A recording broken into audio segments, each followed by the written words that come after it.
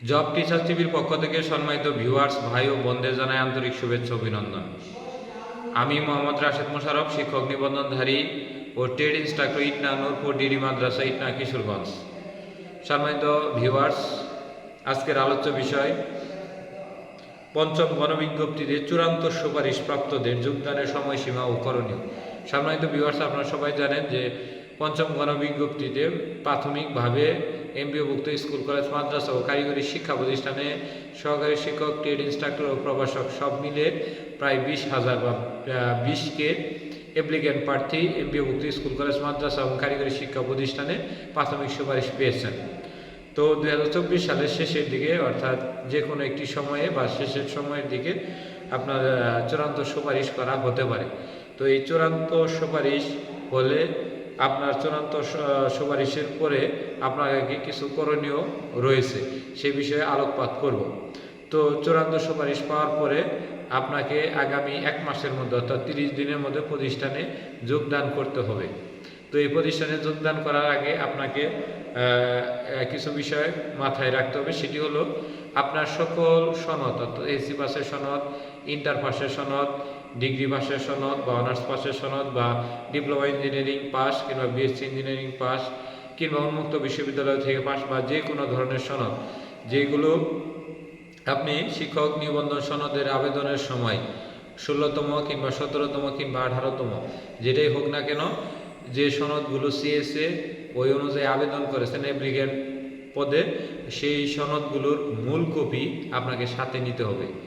মূল কপির ভিতর এইগুলো নেওয়ার পরে আপনার নাম্বারপত্র সাথে নিতে হবে এবং আপনার নিজের আইডি কার্ড এবং বাবা মার আইডি কার্ড, এই 3টি আইডি কার্ডই মূল এবং ফটোকপি সত্যায়িত করে আপনাকে প্রতিষ্ঠানে যোগদান করতে হবে। কোনোভাবেই মূল কপি বাড়িতে রেখে ফটোকপি নিয়ে গেলে সেক্ষেত্রে আপনাকে যোগদান দেবে না এবং যোগদান পরবর্তী আপনার এমপিওভুক্তি হতে পারবেন না।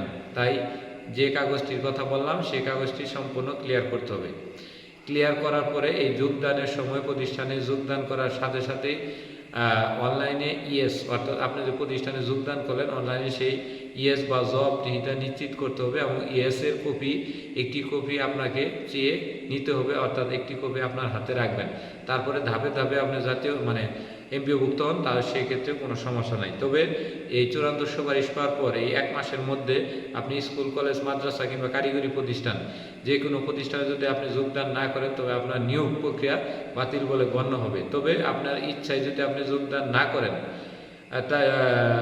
সেক্ষেত্রে আইনগত কোনো সমস্যা হবে না। অর্থাৎ আপনি যদি সুপারিশ পাওয়ার পরে যোগদান না করেন সেক্ষেত্রে আইনগত কোনো সমস্যা হবে না। তবে প্রতিষ্ঠান প্রধান যদি আপনাকে যোগদানে বাধা দেয় বা কোনো কারণ দর্শায়, তবে সেক্ষেত্রে আপনি এনটিআরসিতে বরাবর একটি লিখিত অভিযোগ করলে এনটিআরসি পরবর্তী আরেকটি গণবিজ্ঞপ্তির আগে যে কোনো একটি পার্শ্ববর্তী প্রতিষ্ঠানে আপনাকে সুপারিশ করবে, কিংবা আরেকটি গণবিজ্ঞপ্তি হওয়ার পরে যে শূন্যপদগুলো থাকবে সেই শূন্যপদগুলোকে আপনাদেরকে প্রতিস্থাপন করা হবে। অর্থাৎ ওই সকল শূন্যপদগুলোর মধ্যে আপনাদের নিজ জেলা এবং নিজ বিভাগের মধ্যে আপনাদেরকে ওইখানে সুপারিশ করবে। তবে এক্ষেত্রে আপনার ওই 1টি বছর বা 1.5টি বছর বা আরেকটি গণবিজ্ঞপ্তি আওয়ার সময়ের যে সময়কালটা, এই সময়ের জন্য কিন্তু আপনাদের কোনো বকেয়া দেওয়া হবে না।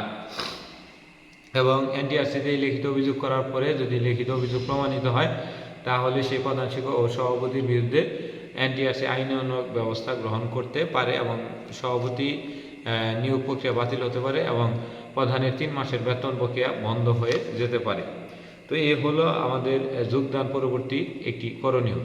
আর যখনই আপনি এই প্রতিষ্ঠানে যোগদান করতে যাবেন সব কিছু কাগজপাতি জমা দেওয়ার পরে এমপিওভুক্ত হওয়ার পরে মূল যে ডকুমেন্টসগুলো সেগুলো আপনার সংগ্রহে নিয়ে নেবেন এবং বুঝিয়ে সুঝিয়ে আপনার সংগ্রহে নিয়ে নেবেন। এবং ওই ব্যাঙ্ক অ্যাকাউন্ট খোলার সময় আপনার যখনই আসবেন তখন একটু পাসপোর্ট সাইজের আপনার 2 কপি ছবি তুলবেন, আপনার যারে নমিনি দেবেন নমিনি 2 কপি ছবি তুলবেন, নমিনির ফটোকপি তুলবেন এবং আপনি যে কাগজগুলো সত্যায়িত করবেন সেগুলো উপজেলা ভিত্তিক যে কর্মকর্তাগুলো রয়েছে, যেমন সমাজসেবা কর্মকর্তা, উপজেলা পরিবার পরিকল্পনা কর্মকর্তা, যেগুলো 10ম গ্রেডের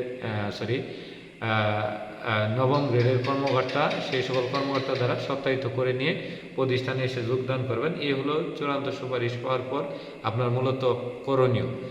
এবং যোগদানের সময় একটু সতর্কতা অবলম্বন করবেন, কোনো ধরনের যেগুলো কাজ দেয় আপনাকে সেগুলো অবশ্যই আপনি প্রমাণস্বরূপ হাতে রেখে দেবেন। যেমন আপনার যোগদানপত্র দেওয়ার পরে আপনি একটি পিক রেখে দিবেন, আপনি প্রতিষ্ঠানে অনলাইনে ইয়েস দেওয়ার পরে অনলাইনে ইয়েস কপিটা আপনার হাতে রাখবেন।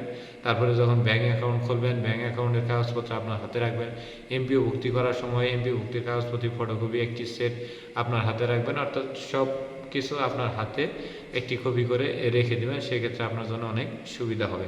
তো এই হলো পঞ্চম গণবিজ্ঞপ্তির চূড়ান্ত সুপারিশপ্রাপ্তদের যোগদানের সময়সীমার হলো 1 মাস এবং এদের সম্বন্ধে যে করণীয় এই বিষয়টি আলোকপাত করলাম। যদি ভিডিওটি ভালো লেগে থাকে তাহলে অবশ্যই লাইক কমেন্ট শেয়ার দিয়ে আমাদের পাশে থাকবেন। ধন্যবাদ সবাইকে।